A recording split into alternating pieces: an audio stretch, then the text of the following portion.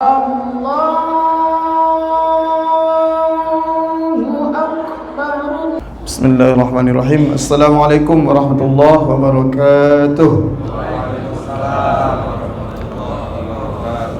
Alhamdulillahilladzi anzala as-sakinata fi qulubil mu'minin liyazdadu imanan ma'a imanihim. Asyhadu an la ilaha illallah wa asyhadu anna Muhammadar Rasulullah. Allahumma salli wa sallim ala sayyidina wa nabiyyina Muhammadin wa ala alihi wa ashabihi ajma'in. Bismillahirrahmanirrahim. Subhanaka la ilma lana illa ma 'allamtana innaka antal alimul hakim. Rabbi shrah li sadri wa yassir li amri wahlul 'uqdatam min lisani yafqahu qawli. Khususan ala hadhihi an-niyyah wa ala kulli niyyatin salihah. Al-Fatihah. A'udzu billahi minasy syaithanir rajim. Bismillahirrahmanirrahim. Alhamdulillahi rabbil alamin. Arrahmanir rahim. Maliki yaumiddin. Iyyaka na'budu wa iyyaka nasta'in. Ihdinas siratal mustaqim.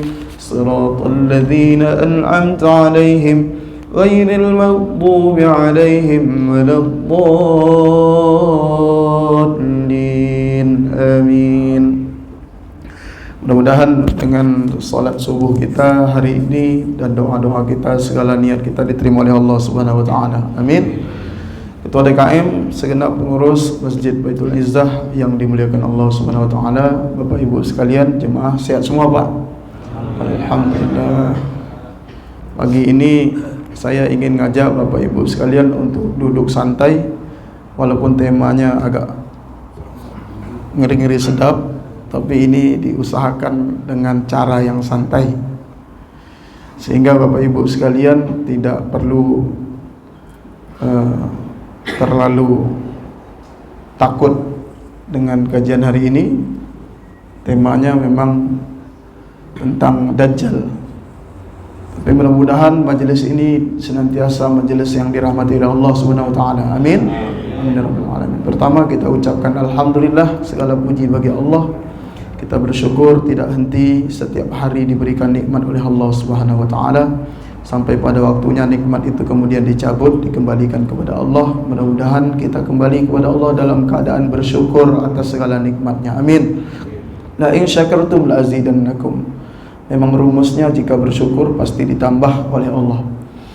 Kemudian bersalawatlah kepada baginda Nabi sallallahu alaihi wasallam. Allahumma shalli ala sayyidina Muhammad wa ala ali sayyidina Muhammad. Mudah-mudahan dengan banyak salawat Allah pun memberikan rahmat kepada kita, sebagaimana kemudian sabda Nabi, man shalla alayya salatan wahidah, siapa yang salawat kepadaku dengan satu kali salawat, sallallahu alaihi asyran, maka Allah bersalawat kepadanya 10 kali. Maka Allah bersalawat kepada hamba dengan mengucuri rahmatnya. Siapa yang banyak-banyak salawat kepada Nabi, maka dialah yang berhak mendapatkan keridhaan ilahi. Bapak Ibu sekalian yang dimuliakan Allah, kesempatan subuh ini saya diberikan kesempatan untuk menyampaikan satu tema, yaitu mengenali Al-Masih Ad-Dajjal. Kenapa tema ini begitu penting? Karena semakin kesini tema ini akan makin hilang, karena di antara akhir-akhir zaman itu semakin datang Dajjal, tema ini semakin gak diangkat, dan akhirnya setiap pendakwah bahkan mungkin nanti akan takut menyampaikan di podium tentang Dajjal, dan itu Nabi pernah mengisyaratkan. Oleh karenanya Nabi SAW pernah berkalam, ma min nabiyyin, tidaklah Nabi itu diutus illa anzara qaumah, kecuali mengingatkan kepada kaumnya tentang bahayanya atau yang disebut fitnah dan Dajjal. Maka itu kemudian kalau Nabi saja mengingatkan kaumnya tentang Dajjal sejak Nabi Adam sampai kemudian Nabi Muhammad, hampir rata-rata Nabi itu mengingatkan kaumnya tentang Dajjal, apatah lagi kita sebagai umat Nabi Muhammad sallallahu alaihi wasallam. Kita yang mengalami ini, maka kita pun berhak menyampaikan kepada siapapun tentang bahaya fitnah Dajjal. Tapi jauh sebelum berbicara tentang bahaya fitnah Dajjal, tentu kita betul-betul harus mengenali apa yang dimaksud dengan Dajjal. Jemaah sekalian yang dimuliakan Allah, kita tahu di dalam Al-Quran seringkali ada kata-kata Al-Masih. Apa arti Al-Masih, Pak? Kalau bahasa ini Mesias atau Mesayah, juru selamat begitu ya. Al-Masih kalau dimaknai di dalam Al-Quran ada kata-kata wamsahu biru'usikum. Kalau kita suruh berwudu, saya tanya, Pak, ini kepala disuruh basuh atau disuruh usap, Pak? Usap. Itulah kenapa kalau diartikan membasuh kepala tidak sama dengan membasuh yang lain. Kalau ada kalimat membasuh kepala, itu artinya mengusap dengan menggunakan kata wamsahu. Maka wamsahu itu asal katanya masah. Maka kalau diusap atau usapan itu juga bisa dengan penggunaan kata yang mirip, yaitu Al-Masih. Maka kemudian ada sebutan Al-Masih yang diberi gelar kepada Nabi Isa Al-Masih. Kenapa Nabi Isa digelari Al-Masih? Karena Nabi Isa dari dulu dia punya mukjizat, bisa ngusap mata yang buta jadi melek. Kemudian diusap yang mati dengan izin Allah hidup kembali. Kemudian kulit yang berpenyakit kusta diusap, akhirnya sembuh. Maka beliau kemudian dikenal. Walaupun Al-Masih bisa diartikan macam-macam, terkait tentang Al-Masih Ad-Dajjal ada satu hadis yang sahih kemudian disebutkan di dalam Sahih Muslim. Ad-Dajjal mamsuhun al-ain. Mamsuhul ain. Jadi Dajjal itu mata sebelahnya terhapus, menggunakan kata mamsuh.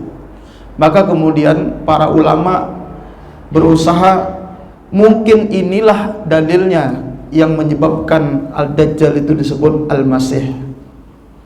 Walaupun kemudian ada bahasa lain katanya Mesias itu sang juru selamat, tapi kalau ditilik dari segi bahasanya, Al-Masih itu memang sang pengusap.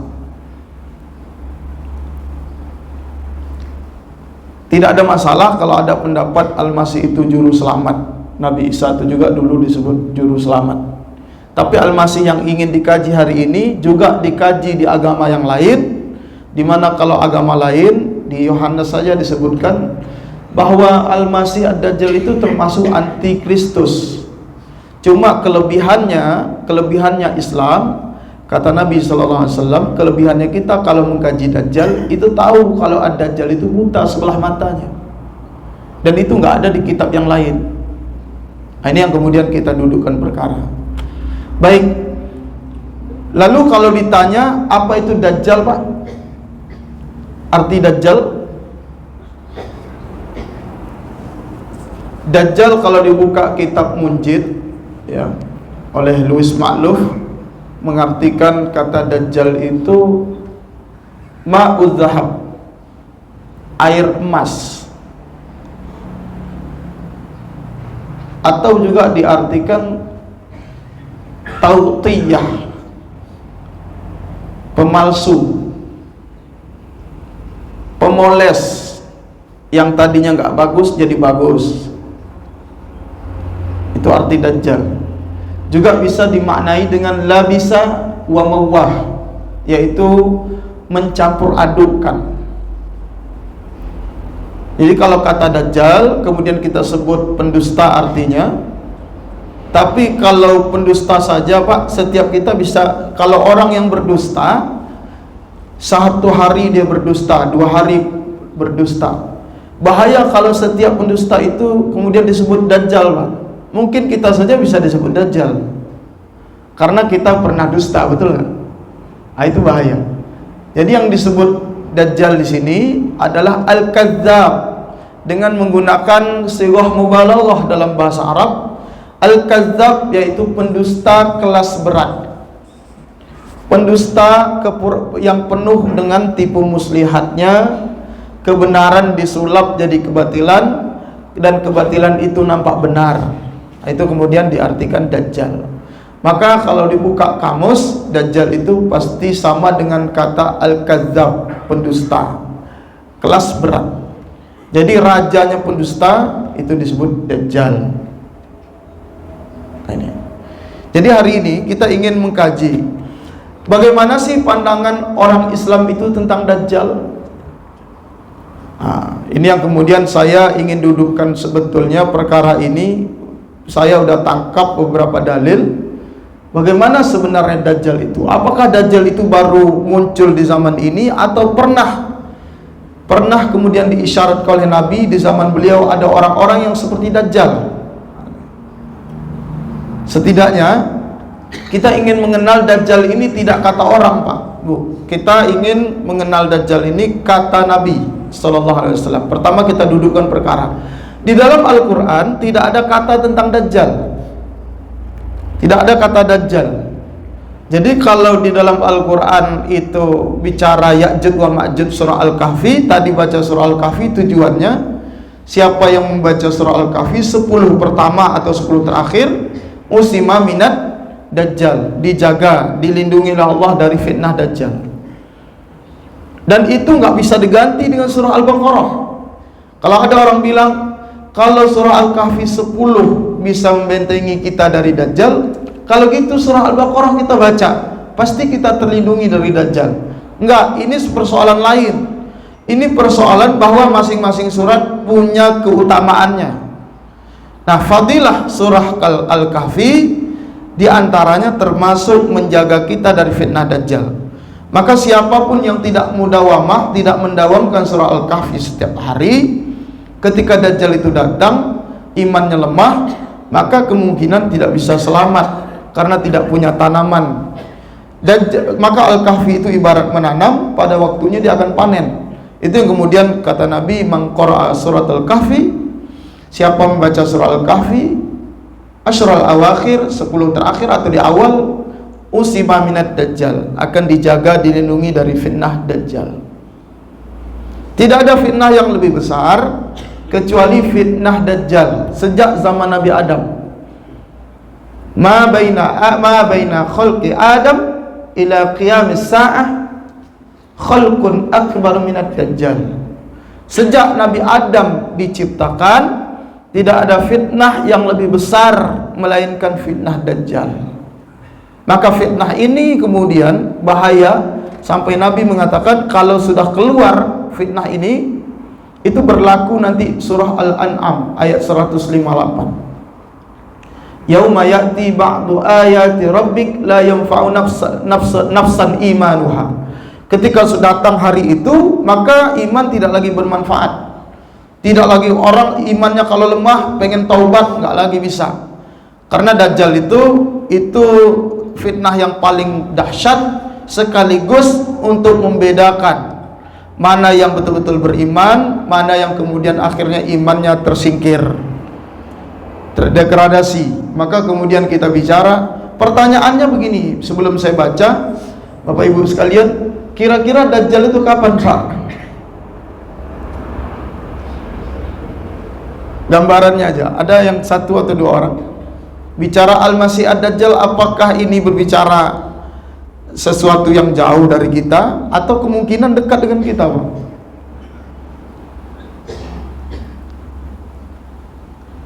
Orang kalau melihat kemarau panjang, kita tahu di antara tanda kedatangan Dajjal adalah kemarau. Kemaraunya itu selama 3 tahun. Tahun pertama, air hujan tertahan sepertiga di langit, dan air tanaman tertahan di dalam bumi. Bumi menahan sepertiga tanaman, kata Nabi. Kemudian tahun kedua, langit akan mempertahankan 2/3 air hujan. Bumi pun begitu mempertahankan 2/3 tanaman. Dan tahun ketiga, sepanjang tahun itu, 1 tahun penuh tidak akan ada hujan yang turun. Itu yang kemudian diantara tanda kedatangan Dajjal. Itu yang kemudian ketika setiap kemarau diukur. Tapi kita tentu mengatakan mungkin Dajjal masih jauh. Baik, setidaknya hari ini kita ingin berbicara, kalau Dajjal itu masih jauh, saya tidak tahu, wallahu alam, hanya Allah yang maha tahu Dajjal itu kapan datangnya. Tapi kalau dilihat tanda-tanda kejahatan merajalela, kemudian nanti ada semacam perzinaan di mana-mana, terus termasuk peristiwa al-haraj, pembunuhan di mana-mana, tindak kriminal, maka kemudian baru kemarau panjang. Itu yang kemudian kita melihat tanda-tanda itu. Belum lagi kalau memperhatikan Sungai Efrat, kemudian Danau Tiberias, itu kalau udah surut, udah lama surutnya. Artinya tanda itu bukan tanda yang fundamental, tapi setidaknya itu sudah menunjukkan tanda-tanda. Maka hari ini sebelum bicara tanda-tanda yang lain, kita coba mengenali Dajjal. Jemaah sekalian dimuliakan Allah, saya mengutip hadis-hadis sahih tentang gambaran bagaimana Dajjal itu, supaya setidaknya keluar dari majelis ini, Bapak Ibu sekalian, kita semua membayangkan apakah Dajjal itu metaforik atau Dajjal itu memang nanti seperti itu. Itu Allah alam. Artinya kalaupun kita berpikir kayaknya Dajjal ini tidak seperti lafaznya, kalau tidak harfiah memahaminya, kalau ada yang begitu memahaminya konteks, hari ini jangan-jangan teknologi itu adalah Dajjal, misal begitu. Itu terserah dari kita masing-masing. Pertama, kita berbicara tentang riwayat yang didapatkan dari Umar bin Khattab radhiyallahu anhu dalam Sahih Bukhari, kitab Fitan, nanti di bab zikrul Dajjal, tentang Dajjal, di mana Nabi SAW pernah bermimpi, baina ana naimun, saya bermimpi, atufu bil bait, saya tawaf di Ka'bah. Kemudian beliau menyebut fadzakara annahu ra'a Isa bin Maryam. Ketika tawaf di Ka'bah itu beliau melihat ada Isa putra Maryam. Nah, beliau bertemu dengan Isa putra Maryam. Lalu kemudian tidak sekedar bertemu dengan Isa bin Maryam dalam mimpi Nabi SAW, tapi beliau juga tsumma ra'a, beliau melihat seorang laki-laki yang kemudian nanti beliau jelaskan, laki-laki itu rajulun jasim, punya badan yang besar, tegap, ahmar, kulitnya merah, ja'dur ra's, kemudian rambutnya keriting, a'warul ain, sebelah matanya buta, kana ainuhu inabah tafiyah, di mana matanya yang buta itu agak menonjol seperti anggur. Kemudian Nabi bertanya, siapa ini? Lalu sahabat menjawab, hadza ad-dajjal, ini Dajjal. Naam, kata Nabi. Kemudian sahabat ketika mendengar cerita Nabi itu, sahabat pernah mengatakan begini, aqrabun nas bihi syabahan ibnu Qattan. Yang mirip dengan Nabi ceritakan dalam mimpinya itu, matanya sebelah buta, kulitnya merah, rambutnya keriting, itu mirip dengan seorang laki-laki dari Bani Khuza'ah, namanya Ibnu Qattan. Nah, selain itu kan kita pernah dengar ada di zaman Nabi seorang yang bernama, yang mirip dengan Dajjal, namanya Ibnu Sayyad. Ibnu Sayyad itu yang paling umum, yang paling sering kita dengar. Tapi ini sahabat lain lagi, melihat itu buta, kulitnya merah, rambutnya keriting, itu kemudian dianggap ini mungkin seperti ini, seorang laki-laki dari Bani Khuza'ah, namanya Ibnu Qattan. Nah, kemudian mimpi ini bukan sekedar mimpi kalau yang dialami Nabi. Nabi kalau dapat mimpi tentu ru'yah salihah, mimpi yang benar. Mimpi yang benar. Sehingga kalau kita menangkap dari mimpi Nabi, pertama dapatlah kita pahami bahwa Dajjal itu badannya memang kekar, badannya memang tegap berdasarkan mimpi Nabi.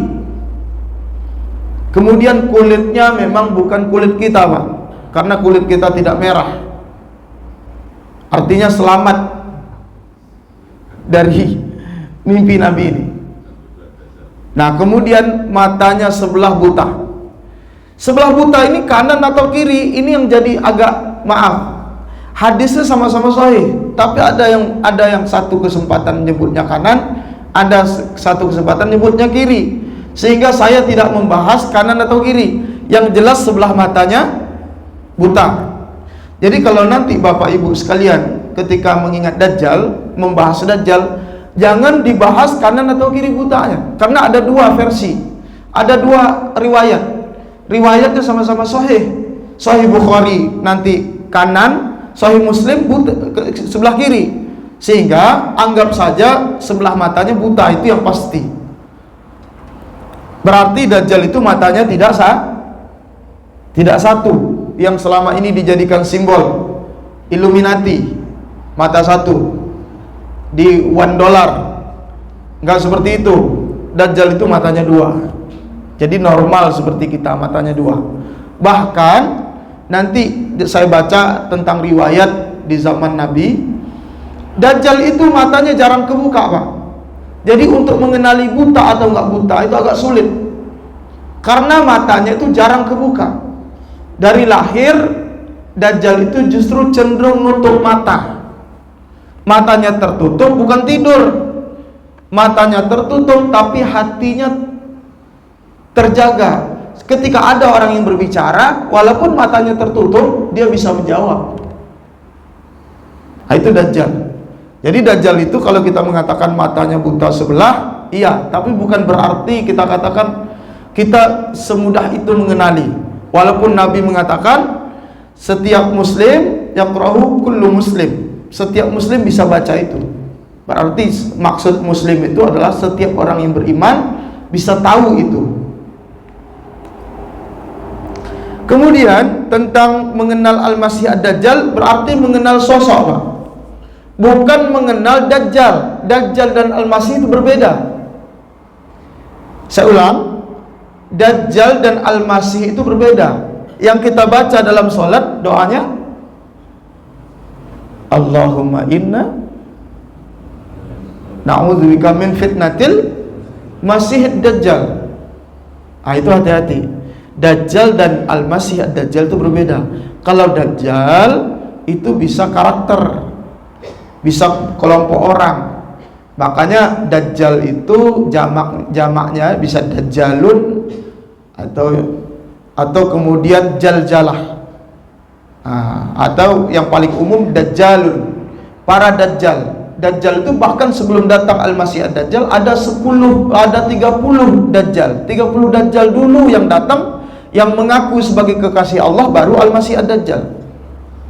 Jadi Dajjalun dulu ada 30 Dajjal yang mengaku sebagai utusan Allah.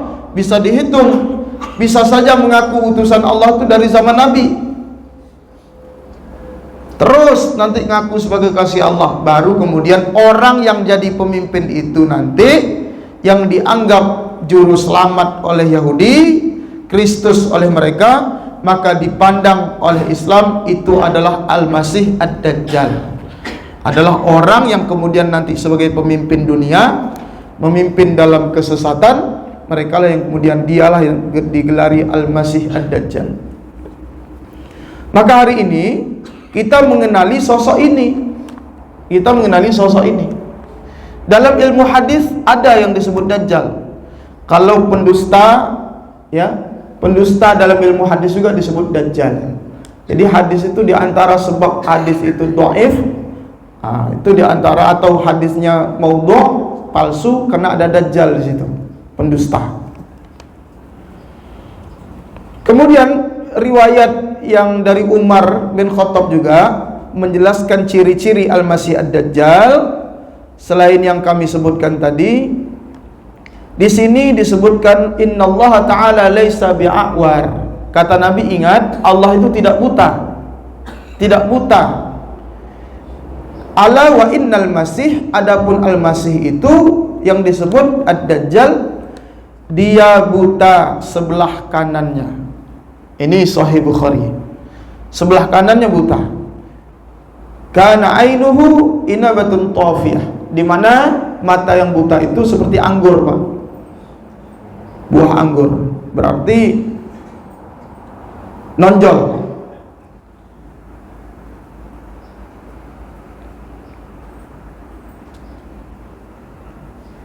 Nah, terkait mata sebelahnya buta, apakah bawaan dari lahir atau tidak? Nanti saya bacakan dalam satu kisah Ibnu Sayyad. Jadi Nabi SAW di zaman dulu, zaman beliau masih hidup, memang beliau pernah dipertemukan dengan seorang yang bernama Ibnu Sayyad. Ibnu Sayyad ini ciri-ciri Dajjal bahkan ada kepada beliau, sampai Abu Dzar Al-Ghifari mengatakan, saya bersumpah 10 kali kalau Ibnu Sayyad itu Dajjal, dan saya lebih suka bersumpah 10 kali mengatakan bahwa Ibnu Sayyad itu Dajjal daripada saya bersumpah sekali mengatakan Ibnu Sayyad itu bukan Dajjal. La'an ahlifa asyra mirarid. Jadi Abu Dzar Al-Ghifari bersumpah, ada seorang yang bernama Ibnu Sayyad, dari ciri-cirinya saja itu mirip, Pak. Sekarang begini, sedikit terkait apakah kemudian Dajjal ini mata butanya sejak lahir atau tidak. Kita lihat sebentar. Ada seorang Ibnu Sayyad, ketika Nabi bilang kepada Abu Dzar Al-Ghifari, kamu coba pergi kepada ibu tersebut. Nabi nyuruh Abu Dzar Al-Ghifari pergi kepada seorang ibu yang Nabi punya. Tentu Nabi kita tahu ya, Nabi kita tahu. Tapi Nabi suruh Abu Dzar Al-Ghifari, coba kamu tanya tuh sama ibu yang datang ke sana. Kamu datang ke sana, ketemu seorang ibu, tanya kepada ibu itu, ibu hamilnya berapa lama, bu, ngandungnya berapa bulan. Coba kamu tanya, kam hamilti, berapa lama engkau mengandung wahai ibu? Kata Abu Dzar Al-Ghifari bertanya. Kemudian seorang ibu ini menjawab, aku mengandung bayiku selama 12 bulan. Ternyata Dajjal itu dia punya ibu dulu, mengandungnya dia selama 12 bulan, Pak. Jadi setahun penuh baru lahir tuh Dajjal. Jadi ciri-ciri Dajjal itu bahkan Nabi dipertemukan dengan seorang yang bernama Ibnu Sayyad. Itu ciri-cirinya luar biasa.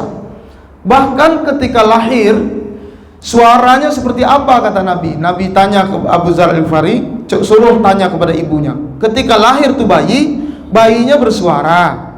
Suara bayinya seperti apa? Sang ibu menjawab, bayiku lahir ke dunia, suaranya seperti suara bayi berusia 1 bulan. Sama dengan Dajjal. Dajjal juga usia 1 bulan, lahir ke dunia, langsung bongsor, suaranya seperti bayi berusia 1 bulan. Terus kata Nabi SAW, kemudian Nabi di lain kesempatan bertemu orang ini, Ibnu Sayyad. Khaba'tu laka khaba'an, aku menyembunyikan sesuatu padamu. Lalu Ibnu Sayyad pun bisa menjawab, yang kau sembunyikan mungkin ad-dukhan. Waktu itu Ibnu Sayyad nyebut duh. Kemudian kata Nabi, lan ta'dua qadrak, kamu tidak akan bisa melampaui takdirmu. Takdirmu memang celaka, kata Nabi. Maka Ibnu Sayyad di zaman Nabi itu sampai frustrasi, Pak. Dianggap mirip dengan Dajjal dari orang tuanya. Jadi Dajjal itu hasil dari perkawinan antara seorang perempuan dan seorang laki-laki yang berumah tangga sangat lama, 30 tahun berumah tangga baru dikasih anak. 30 tahun berumah tangga baru dikasih anak. Dan ibunya ketika melahirkan dia, anak itu kemudian tumbuh besar, ibunya memberi kesaksian, adarru syai'in wa aqalluhu manfa'ah. Mudaratnya lebih banyak, manfaatnya sedikit. Beda dengan Nabi kita, Pak. Nabi kita kelahir ke dunia itu memberikan manfaat yang besar, di mana kambing yang tadinya kurus, kambing Halimatus Sa'diyah kurus, tidak ada susu, dengan membawa Nabi Muhammad, itu kambing jadi penuh susunya, gemuk badannya. Itu keberkahan, tanda keberkahan. Tapi Dajjal itu lahir, malahan membuat orang tuanya susah, orang tuanya jadi kurus, orang tuanya mendapatkan mudarat. Itu kemudian Ibnu Sayyad pun begitu. Ibnu Sayyad pun begitu. Maka kemudian Ibnu Sayyad ini saking selalu disamakan dengan Dajjal, Ibnu Sayyad ini Muslim, Pak. Muslim. Dia bahkan pernah berangkat umroh ke Mekah bersama Nabi. Dia pernah bilang kepada Said Al-Khudri, kalau saya ini disebut Dajjal, nggak mungkin. Saya ini Muslim, Dajjal itu kafir. Kalau saya disebut Dajjal, nggak mungkin. Dajjal itu tidak bisa masuk Madinah, tidak bisa masuk Mekah. Sedangkan saya tinggal di Madinah, datang ke Mekah. Kemudian Ibnu Sayyid nyebut, kalau saya ini Dajjal, nggak mungkin. Dajjal itu mandul, sedangkan saya punya anak.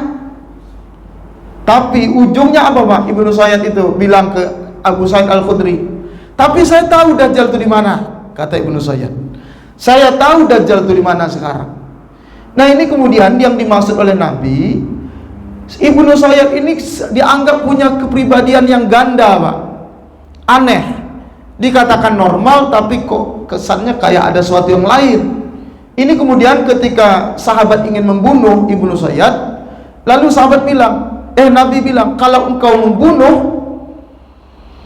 dan dia memang Dajjal, maka engkau nggak akan bisa membunuhnya.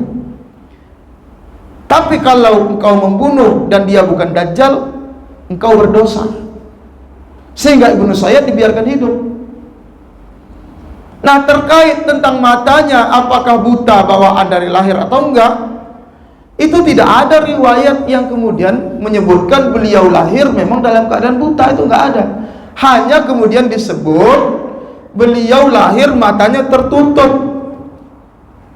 Matanya tertutup, kemudian terus tertutup, tapi mulutnya berbicara. Nah, itulah yang kemudian khawatir nanti kalau Al-Masih Ad-Dajjal datang, kita terjebak. Kita terjebak, Pak. Ini yang kita katakan mata buta sebelah yang mana? Nah, ini yang kemudian perlu kita mengenali Al-Masih Ad-Dajjal.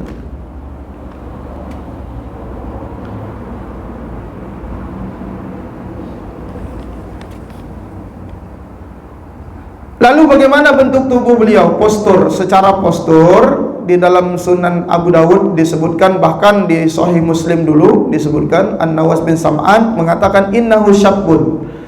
Masih Ad-Dajjal itu muda, orangnya nggak tua. Jadi yang agak tua-tua, tuwir-tuwir nggak masuk, Pak, ya. Jadi aman, dalam kajian ini aman.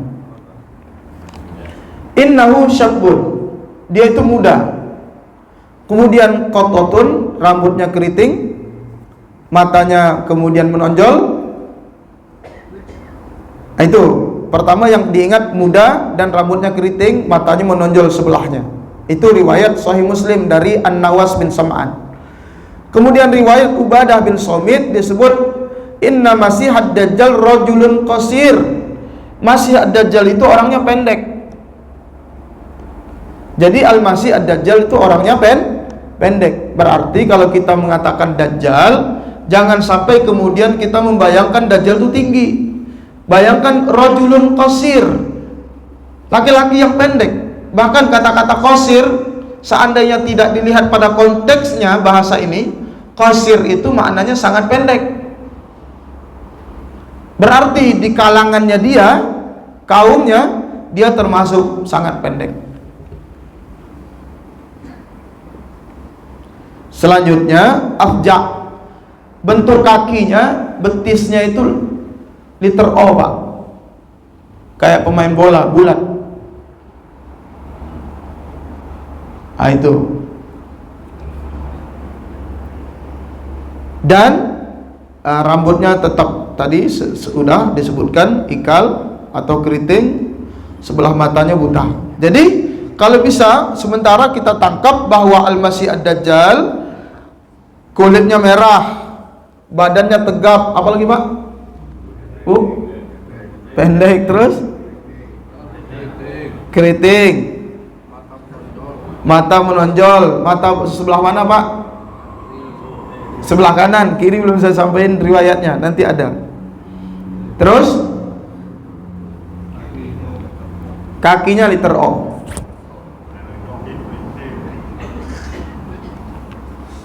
Kulitnya bukan kulit kita ya.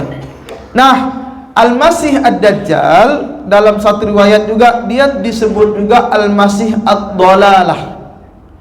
Al-Masih Ad-Dhalalah. Apa arti Ad-Dhalalah? Sesat. Al-Masih yang sesat. Kalau Nabi Isa, Al-Masih Al-Huda atau Al-Hadi atau As-Siddiq, disebut Masih yang benar, Al-Masih yang sebenarnya. Maka ini digelar Al-Masih Ad-Dhalalah. Kan Ad-Dhalalah itu lawannya hidayah, lawannya hidayah atau huda. Maka Al-Masih yang sebenarnya adalah Nabi Isa, Al-Masih yang sesat adalah Ad-Dajjal. Selain tanda-tanda tadi dari postur tubuh yang pendek, liter O, juga disebutkan dalam riwayat Abu Hurairah, Musnad Imam Ahmad, Ajlal Jabhah, dahinya lebar Pak. Jadi yang dahinya lebar, nah, kita cek dulu dahinya masing-masing. Ajlal Jabhah, dahinya lebar.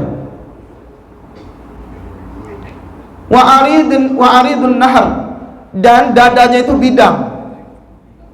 Dadanya bidang. Kalau bidang berarti six pack ya. Bukan ini, berarti orang yang kuat olahraga gitu ya. Serta punggungnya bengkok, dafa.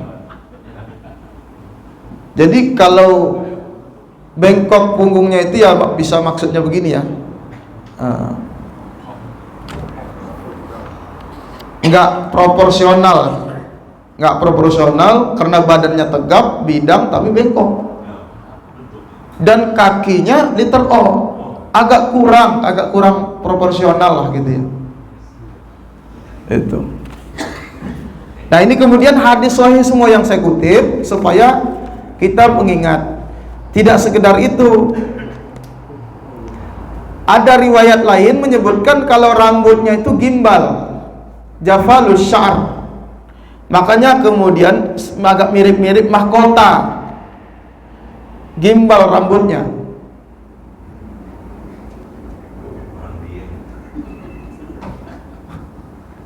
Jadi nanti kalau visualisasi Pak,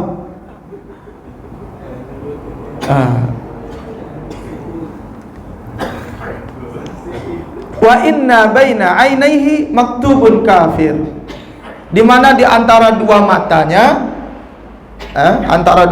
di sini ada tulisan kafir. Kaf ada, kemudian Nabi menyebut kalau kafir itu kemudian hurufnya nyatu, fa sama ro-nya kafir.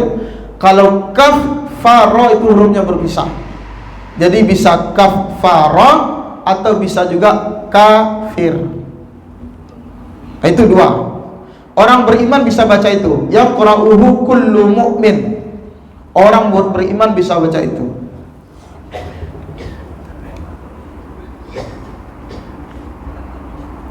Nah, ini yang kemudian di antara yang saya dapatkan di dalam hadis yang sahih. Karena kalau bicara memang Dajjal itu mutawatir Pak, dalilnya sangat banyak.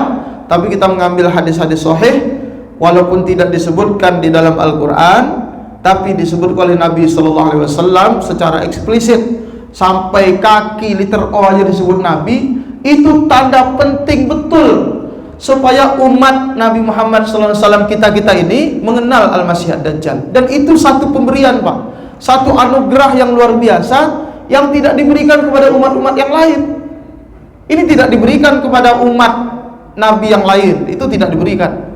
Hanya kita yang diberikan tanda sampai kita bisa mengenal. Sekarang kita bisa uji. Nanti kalau kita ketemu dengan agama lain, teman-teman kita yang mereka tidak akan ada se-eksplisit ini.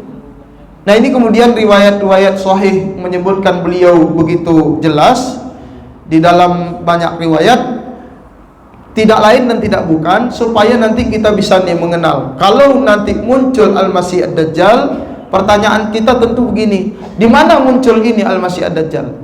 Tidak lain dan tidak bukan tempat yang muncul di mana nanti jadi kiblat dunia dan jadi ibu kota dunia, yaitu Yerusalem.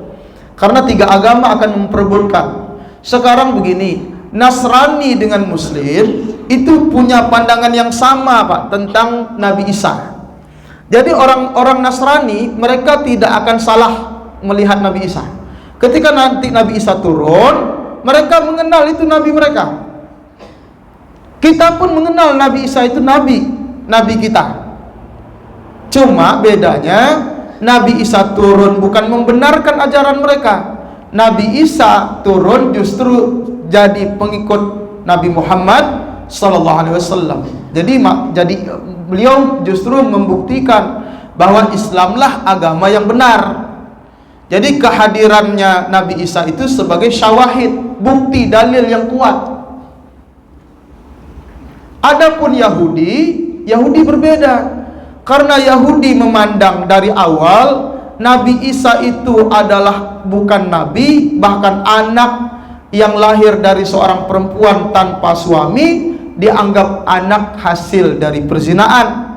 Sehingga orang Yahudi tidak mandang Nabi Isa itu sebagai nabi mereka, dan mereka pun nunggu Kristus yang turun, nabi akhir zaman. Itu yang kemudian disebut Al-Masih. Sama-sama nyebut Al-Masih. Kita nyebut Al-Masih, Nasrani nyebut Al-Masih, Yahudi nyebut Al-Masih dengan istilah yang sama. Hanya beda kita nyebut Al-Masih, mereka Mesias, mereka Masayah. Tapi Nabi menyebutkan Al-Masih yang disebut oleh Yahudi itulah Al-Masih Ad-Dajjal. Karena orang Yahudi tidak punya pegangan Al-Masih yang sebenarnya seperti apa. Nasrani punya pegangan, Islam punya pegangan. Nah, mereka lah yang tidak punya pegangan, mereka salah. Ternyata yang mereka tunggu selama ini, ternyata Islam sudah tahu duluan bahwa ciri-cirinya diantaranya matanya sebelah buta, berarti bukanlah Al-Masih yang sebenarnya. Itu yang kemudian hari ini kalau kita melihat geopolitik, salah satu kalau mengkaji akhir zaman pendekatan geopolitik, Pak, ada pakar eskatologi di dunia ini, di dunia Muslim, namanya Syekh Imran Hussein, bahwa di dunia ini kekuatan itu hanya kemungkinan 3 saja. Pertama, Pax Britannica. Kita tahu dulu kekuatan British, pound sterlingnya. Kemudian nanti sudah pindah sejak Perang Dunia Kedua, pindah kemudian Pax Americana, pindah ke Amerika. Kita tahu dolar jadi kekuatan. Tapi kemudian semakin ke sini makin ke depan, bisa jadi akhirnya kemudian pindah ke Pax yang berikutnya, namanya Pax Judaika. Pax kekuatan kekuasaan itu kembali kepada Yahudi. Oleh karenanya, kalau kita melihat ini secara geopolitik, beliau membagi cuma 3. Cuma ada 3 kekuatan di dunia ini, kiblat dunia, di mana dari British, Inggris pindah kemudian ke Amerika, nanti pindah ke Yahudi. Yerusalem itulah kemudian nanti diperebutkan oleh 3 agama.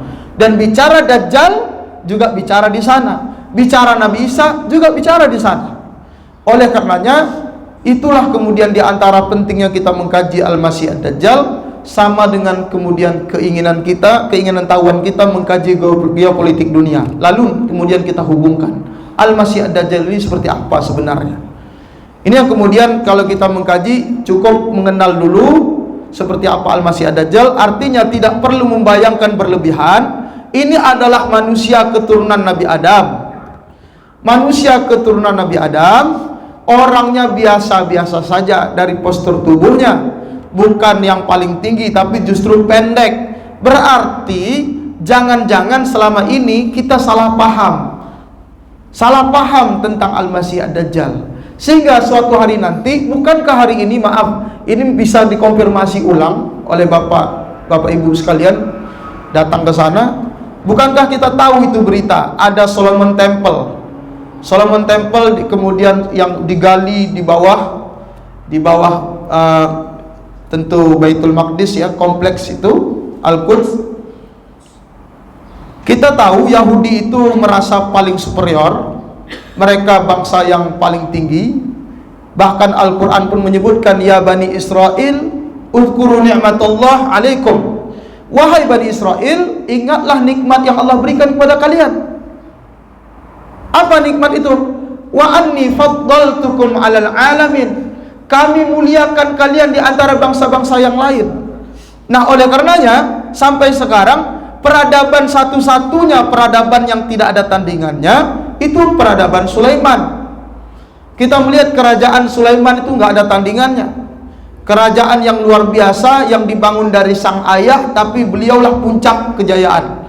Nah, kemudian wajar kalau dari mereka tergerak, termotivasi berdasarkan suratan yang ada di mereka, ingin mengembalikan kegemilangan itu. Maka sebutannya kita nyebut Haikal Sulaiman, Solomon Temple. Maka kiblatnya ke sana sebagai karpet merah menyambut Kristus. Kalau kita ngajinya kemudian ke geopolitik, tapi kemudian itu tentu harus dikonfirmasi terus, Sehingga kajian hari ini saya menyampaikan hadis sahih sebagai landasan ma'thur beriwayat bahwa kalau mengenal Al-Masih Ad-Dajjal itu harus ada dalilnya. Jadi berdasarkan hadis sahih tadi, Pak, sebutkan satu postur tubuh Dajjal, Pak. Gimana kulit Dajjal? Merah. Dahinya lebar. Rambutnya keriting. Badannya tegap. Posturnya pendek. Kakinya liter O. Badan melengkung. Itu kemudian disebut diva, bengkok badannya. Artinya nanti kalau ada kabar-kabar ini, saya nggak tahu ini benar atau enggak, berita yang tersebar luas kemudian banyak viral juga. Itu di Yahudi udah ada ciri-cirinya, seorang yang kemudian gemuk, rambutnya memang gimbal, tapi itu dianggap oleh sebagian mereka itu dianggap sebagai Kristus. Sekarang mereka kan sedang mencari-cari, Pak, mencari-cari. Adapun cerita kita pernah dengar Dajjal itu di pulau yang pulau terpencil, karena ada cerita sahabat Tamim Ad-Dari terhampar di satu pulau, bertemu dengan seekor binatang yang bisa berbicara, namanya Jassasah, dan kemudian disuruh masuk ke dalam gua. Ada seorang laki-laki yang terikat dan badannya tegap. Itu Tamim Ad-Dari cerita kalau itu adalah Dajjal. Itu cerita zaman itu. Tapi kalau zaman sekarang ambil ini aja, Pak, ambil ciri-ciri gini aja. Kalau ngebayangin zaman itu agak susah. Ambil ciri-ciri ini aja. Saya kira itu untuk sementara. Yang penting kita ingat, yang saya ambil dari hadis Sahih Bukhari dan Sahih Muslim, kemudian Sunan Abu Dawud, kemudian yang lain-lain sebagai pendukung. Ada yang mau ditanyakan? Silakan. Waalaikumsalam warahmatullahi wabarakatuh. Apapun yang kita di dalam Islam tentu tetap memisahkan. Yakini bahwa Al-Masih sendiri yaitu adalah Isa. Kemudian Ad-Dajjal itu makhluk yang Allah ciptakan, memang membuat kerusakan. Itu dulu yang benar-benar dikatakan masih Dajjal. Nah, yang ciri-ciri menyebut Nabi Isa, tapi kelakuannya kelakuan Dajjal, kelakuan dan kerusakan. Itu yang pertama. Yang kedua, ini masalah menurut Ustaz ini mungkin nanti didiskusikan apakah masalah yang goib, ya, sehingga kita makan masalah iman ya, masalah yang goib atau itu masalah yang nyata. Nah, kalau menurut saya ini untuk kajiannya sudah yang paling penting itu mendahulukan melihat sifat-sifat yang ditimbulkan. Kalau ada orang yang memang kelakuannya memang suka buat kerusakan, ya, kadzab, pendustaan yang kelas kakap, nah cukup itu sudah Dajjal sebenarnya, sudah Dajjal yang ada, dan dampak yang ditimbulkannya juga bisa dilihat dari situ. Nah, mungkin yang pertanyaan saya begini, Ustaz, ada dan itu disampaikan dalam hadis juga, saya disebutkan hadis itu pada suatu hari sebelum kiamat itu nanti akan turun Imam Mahdi. Nah, Nabi Isa itu nanti akan menjadi makmumnya Imam Mahdi. Nah, pertanyaannya, apakah kaitannya dengan yang disebutkan nanti orang berbeda? Imam Mahdi itu adalah memang Nabi Isa, ya, sehingga nanti Imam Mahdi itu adalah imam yang khas, kemudian Nabi Isa turun itu menjadi makmumnya. Nah, apakah secara iman, secara rukun iman betul kita imannya atau bagaimana? Iya, bagus. Mohon dijelaskan. Ya, Assalamualaikum warahmatullahi wabarakatuh. Mungkin ada yang tanda-tanda alamnya dunia Dajjal itu. Misalnya kan sekarang Arab lagi ini ya, lagi subur ya misalnya. Iya. Juga. Baik. Bagus. Jadi kalau kita berbicara tentang Al-Masih Ad-Dajjal, sekali lagi saya ingin mengatakan beda dengan Dajjal. Kalau Al-Masih Ad-Dajjal itu pasti orangnya, dan itulah yang jadi pemimpin para pendusta itu. Nah, sebelum muncul Al-Masih ini, maka Dajjalun dulu, para Dajjal dulu. Maka para Dajjal itu karakter, begitu banyak kedustaan. Itulah yang kemudian di tanda-tanda akhir zaman itu mempercepat kedatangan Al-Masih Ad-Dajjal itu, termasuk pendusta-pendusta itu. Bahkan di mana pendusta dianggap orang yang paling jujur, orang yang jujur dianggap pendusta, orang yang amanah dianggap pengkhianat, yang pengkhianat dianggap diberi amanah, pengkhianat diberi amanah. Lalu kemudian yang berbicara urusan publik adalah as-safih, orang-orang yang bodoh. Ini yang bahaya. Jadi kemudian Nabi menyebutkan, ketika model-model yang begini datang, ini mempercepat. Jadi kedustaan-kedustaan itu banyak muncul kedustaan, bahkan itu dijadikan semacam budaya. Nah, maka pendusta-pendusta tentu saja di dalamnya termasuk yang suka merekayasa, ya. Merekayasa itu apa saja yang direkayasa, baik skala lokal, nasional, global. Maka itu kemudian masuk, karena Al-Masih Ad-Dajjal ini kan yang diharapkan pemimpin dunia, bukan pemimpin negara. Yang diharapkan pemimpin dunia, karena dia akan masuk ke setiap wilayah, kecuali Mekah dan Madinah. Kan begitu. Itu berarti Dajjalun, pendusta-pendusta ini, baik pendustanya skala lokal, nasional maupun global, itu semuanya mempercepat kedatangan Al-Masih Ad-Dajjal. Karakter-karakter itu. Kemudian bahasa Al-Masih Ad-Dajjal itu tentu kalau di dalam alur cerita ini kan adalah klimaks ceritanya, puncak sebuah cerita. Berarti tentu ada satu macam tren negatif yang terus naik. Tren negatif yang terus naik, kemudian dianggap biasa, apa saja tindakan asusila, kriminal, dan itu bahkan gabung itu, asusila, kriminal itu gabung, dan itu dianggap sesuatu yang benar-benar biasa. Sehingga di dalam kemudian satu kitab disebut Al-Masih Ad-Dajjal itu adalah seorang yang muncul ketika zuharuz zina. Zina itu terang-terangan. Kemudian di dalamnya minum-minuman, termasuk lingkarannya minum-minuman itu ya judi. Ya di dalamnya kemudian narkotika. Dan itu semua kejahatan-kejahatan itu mempercepat.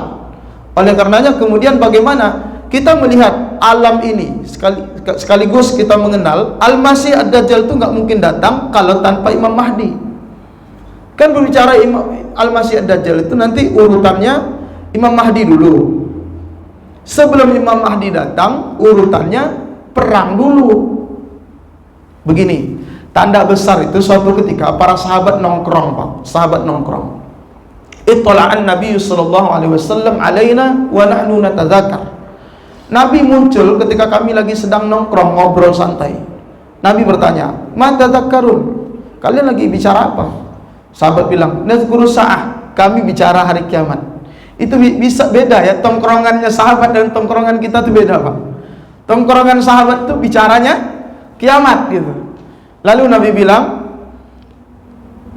"Innaha," bahwa kiamat itu lan taqum, tidak akan terjadi hatta taru qablaha 10 ayat, sampai kamu melihat 10 tanda baru terjadi kiamat. 10 tanda besar. Tanda besar Imam Mahdi nggak masuk di sini. Imam Mahdi masuk. Tanda besar itu apa? Tanda besar itu pertama Dajjal. Dajjal itu tanda besar. Kemudian Ad-Dabbah. Dabbah binatang melata yang selama ini nggak pernah dilihat tiba-tiba muncul. Walaupun itu kemudian bisa diterjemahkan apakah di metafora atau kemudian kita mengikuti zahir ayat itu, zahir kalimat itu. Yang kemudian yang ketiga turun Nabi Isa. Selanjutnya tulu'us syamsi min maghribiha, terbit matahari dari barat. Selanjutnya salah satu khusuf, ada namanya 3 penenggelaman. 3 penenggelaman berarti ada 3 wilayah akan ditenggelam oleh Allah. Pertama, tenggelam wilayah timur. Wilayah timur tenggelam duluan. Yang kedua, tenggelam wilayah barat. Dan yang ketiga, tenggelam wilayah Jazirah Arab. Dan yang keempat, baru nar, muncul api. Jadi takhruj minal Yaman, yang mengeluarkan orang penduduk Yaman dari Yaman keluar, dibawa oleh api, kemudian digiring kepada kematian. Itu kemudian tanda besarnya. Nah, kalau begitu Imam Mahdi di mana posisinya? Imam Mahdi itu masih lingkaran menghadapi satu tanda besar namanya Dajjal. Berarti Imam Mahdi muncul dulu. Sebelum Imam Mahdi muncul, tentu kita bertanya, apa alasan Imam Mahdi muncul? Apa alasannya Imam Mahdi muncul? Karena Imam Mahdi itu adalah keturunan Nabi Muhammad SAW. Ismuhu yuwatihu ismi, nama beliau sama dengan namaku. Ayahnya beliau pun sama namanya. Berarti nama ayahnya beliau sama dengan nama ayah Nabi. Nama beliau sama, keturunan. Walaupun ada pendapat ulama, jalurnya jalur Imam Hasan, bukan jalur Imam Husain. Itu anggap itu ijtihad saja. Tapi jalurnya yang jelas itu zuriyah Nabi. Walaupun sekarang zuriyah Nabi lagi dibahas, lagi diperdebatkan terus, lagi kencang. Jadi tanda-tanda kejahatan-kejahatan itu muncul. Kejahatan sekarang kita lihat arah politik dunia. Kita melihat Rusia dan Ukraina, apakah sampai sekarang udah selesai? Kan enggak. Kan itu menyeret negara-negara sekutu, menyeret poros, membentuk sekutu. Masing-masing punya sekutu. Itu yang kemudian kita melihat. Saya tidak tahu, anggap saja ini cocok logi. Terus sekarang Rusia punya komunitas namanya BRICS. Brazil, Rusia, India, Cina, kemudian South Africa. Jadi ini kemudian kemarin Indonesia pengen masuk. Nah, komunitas ini tentu saja kalau mereka kemudian menjadi aliansi dan punya rencana bersama, pikiran yang sama, visi misi bersama, tentu kita paham apa maksudnya, kemana arah dunia ini. Kalau itu kemudian perang dunia ketiga itu pasti terjadi, Pak. Karena perang dunia ketiga itu bukan prediksi kita, tapi kalam Nabi. Nabilah yang menyebutkan. Ada yang disebut namanya Malhamatul Uzma. Perang akhir zaman. Kalau bahasa seberang agama lain mungkin Armageddon. Kita nyebutnya Malhamatul Uzma, perang akhir zaman. Perang akhir zaman itu terjadi kapan? Itu yang kemudian kita tunggu-tunggu. Maka kalau tanda-tandanya kemudian sekarang apakah geopolitik mungkin mengarah ke sana, berarti sebentar lagi. Ada bahasa juga kemudian diprediksi. Kita nggak bisa memprediksi kalau kajian ini terlalu dalam. Karena sering juga ustadz-ustadz yang berani mengatakan, oh nanti muncul ini, akhirnya mereka dibully karena terlalu berani cocok logi. Ada bahasa begini, bahwa Allah akan mengutus seorang mujaddid setiap 100 tahun yang akan memperbaiki agama ini. Seorang mujaddid setiap 100 tahun. Nah, umat Islam tidak lagi punya kekuatan sejak 1924. Lalu kemudian berdasarkan 100 tahun 2024 pun begitu. Dulu ada seorang ulama Palestina datang ke Jogja 2015 berbicara bahwa kebangkitan Islam itu dari timur, kemungkinan besar Indonesia, dan itu di tahun 2024. Tapi wallahu alam, yang jelas kita nggak bisa klaim. Adapun tanda-tanda tadi, tanda-tanda alam, mulai kita wilayah Arab subur, kemudian Baitul Maqdis juga, bahkan salju di sana, itu tanda-tanda yang makin dekat bahwa Imam Mahdi nanti dibaiat. Hampir kita semua, mungkin banyak di antara kita yang nggak bisa membaiat Imam Mahdi secara langsung. Kenapa? Karena terbatas oleh salju. Karena kondisi Arabnya sudah salju, datang ke sana sulit, sehingga banyaklah orang-orang yang jauh termasuk kita mungkin tidak bisa baiat secara langsung. Tapi ada utusannya ulama-ulama yang punya mimpi yang sama, dapat mimpi yang sama beberapa hari. Mereka lah yang berkumpul di Mekah kemudian membaiat Imam Mahdi. Tapi tanda-tanda alam kemudian sekarang sangat mendukung. Salju iya ada di Baitul Maqdis, itu juga di antara tanda-tanda. Arab subur, makin subur, bahkan pohon pisang aja tumbuh luar biasa. Ini yang kemudian saya yakin apapun yang dibicarakan oleh para ustadz tentang akhir zaman, sepertinya sekarang udah sangat dekat, Pak. Makanya saya mengatakan kenapa kemudian kajian ini saya sampaikan kepada tentang identitasnya dari posturnya. Kalau itu waktunya dekat, setidaknya ada upaya ikhtiar kita mengenali, karena ini riwayatnya sahih. Dan satu yang perlu kita pahami, kalau kita memahami dari Nabi, jangan sampai terlalu jauh tentang kontekstualisasinya terlalu jauh, Pak. Boleh kita katakan ini kayaknya metafora ini. Ya'juj wa Ma'juj misalnya. Ya'juj wa Ma'juj ketika kajiannya tidak harus kontekstual, lalu memahami Ya'juj wa Ma'juj itu nanti bangsa ini yang muncul dari Khazar sana, dari Georgia. Sepertinya para globalis gitu. Boleh saja, tapi jangan terlalu klaim. Jangan klaim, itu bahaya. Takutnya nanti nggak pas dengan harfiah. Oleh karenanya kita ngambil agak hati-hati. Saya keluarkan riwayat yang sahih. Setidaknya nanti bicara Imam Al-Masih Ad-Dajjal kita jadi paham. Itu saja, Pak. Al-Masih Ad-Dajjal dipegang dulu identitasnya, sehingga kalau pembahasan berikutnya tidak perlu diulang-ulang. Sekarang kan macam-macam detektor. Sekarang ada alat apa namanya, Pak? Alat detektor kebohongan ya. Itu Cristiano Ronaldo itu dites dia bohong atau enggak, itu bisa, Pak, pakai detektor kebohongan. Artinya sekarang luar biasa pendeteksi kebohongan bisa diketahui. Bagaimana hari ini kecerdasan AI artificial intelligence itu muncul, bahkan kita masuk era 5.0. Lalu bagaimana kemudian kalau Al-Masih itu justru di atas itu, kecerdasannya di atas itu. Sedangkan dengan teknologi sekarang aja kita banyak jadi korban hoax. Kita diadu domba, pecah. Kita sering salah mencari sumber primer. Sampai sekarang mencari sumber primer itu susah. Ini berita yang benarnya yang mana? Itu susah. Bagaimana kalau Al-Masih Ad-Dajjal muncul? Nah, itu kan fitnahnya luar biasa. Sekarang baru ciri-ciri orangnya. Saya kira itu mungkin nanti kalau ada kajian waktu yang lain bisa ya Ustadz ya. Nanti kajian ini memang kalau saya katakan eskatologi, kalau Bapak nonton YouTube, di YouTube itu bukalah pakar eskatologi akhir zaman Syekh Imran Hussein. Karena beliau 20 tahun meneliti geopolitik di Eropa.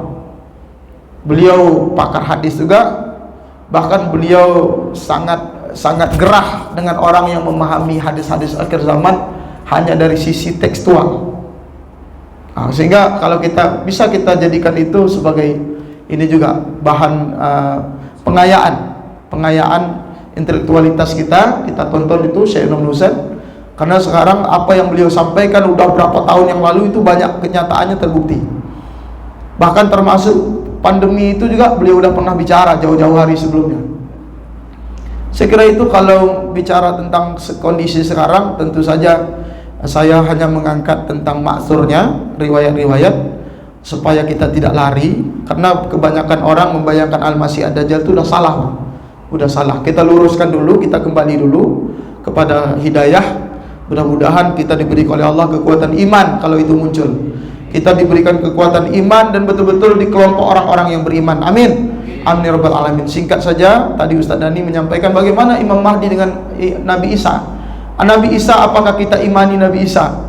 Yang jelas Nabi Isa ketika sudah muncul nanti sebagai umat Nabi Muhammad SAW, sebagai makmumnya Imam Mahdi, itu berarti secara tidak langsung kita mengimani Nabi kita sebagai Nabi terakhir, adapun beliau sebagai syawahid, penguat kebenaran Islam aja. Itu jadi itu sebagai syawahid. Kan Imam Mahdi yang menjadi imam, Nabi Isa menjadi makmum. Itu wajib kita imani nggak seperti itu? Iya, karena begini, Imam Mahdi itu nyuruh Nabi Isa jadi imam, Nabi Isa nggak mau. Kemudian Imam Mahdi maju. Imam Mahdi selalu dianggap sebagai imam mujaddid di akhir zaman, di mana khilafah kembali ala minhajin nubuwah, yang membawa risalah itu mengembalikan ke zaman Nabi sallallahu alaihi wasallam, maka beliaulah yang kemudian diberi tampuk estafet untuk jadi imam kaum muslimin.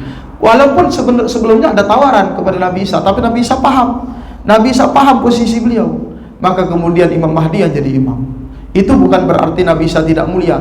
Nabi Isa adalah nabi yang mulia luar biasa, ruhullah, tapi dalam arti ini Nabi Isa lah yang memberi penghormatan kepada Imam Mahdi, takriman wa ta'ziman kepada Imam Mahdi. Begitu kalau kajiannya nanti tentang akhir zaman. Saya kira itu Pak ya. Mudah-mudahan semua kita dipanjangkan umur dalam iman, dalam Islam. Amin. Anak keturunan kita diberikan kekuatan iman. Allahumma ahyina bil iman. Allahumma ahyina bil iman. Allahumma ahyina bil iman wa amitna bil iman. Kama nawartal ardu binuri syamsika wal qamrika abadan abada birahmatika ya arhamar rahimin. Allahumma nawwir qulubana binuril hidayah. Allahumma nawwir qulubana binuril Islam. Allahumma nawwir qulubana binurit tauhid. Allahumma nawwir qulubana binuril ma'rifah. Allahumma ya muqallibal qulub, tsabbit qulubana ala dinik, tsabbit qulubana ala ta'atik. Allahumma inna ala zikrik wa syukrik wa husni ibadatik. Allahumma inna na'udzubika min fitnatil mahya wal mamat wa min fitnatil masihid dajjal wa min fitnatil masihid dajjal wa min fitnatil masihid dajjal. Rabbana taqabbal minna innaka antas samiul alim wa tub alaina innaka antat tawwabur rahim. Wa sallallahu ala sayyidina Muhammad wa ala alihi wa sahbihi ajmain walhamdulillahirabbil alamin. Saya kira itu saja pada kesempatan yang mulia ini. Mudah-mudahan kita sehat walafiat, diberikan keberkahan rezeki, keberkahan umur. Amin. Amin rabbil alamin. Alhamdulillah rabbil alamin. Subhanallah wa bihamdihi, subhanakallahu wa bihamdika asyhadu an la ilaha illa anta wa astaghfiruka wa atubu ilaik. Wassalamualaikum warahmatullahi wabarakatuh. Allah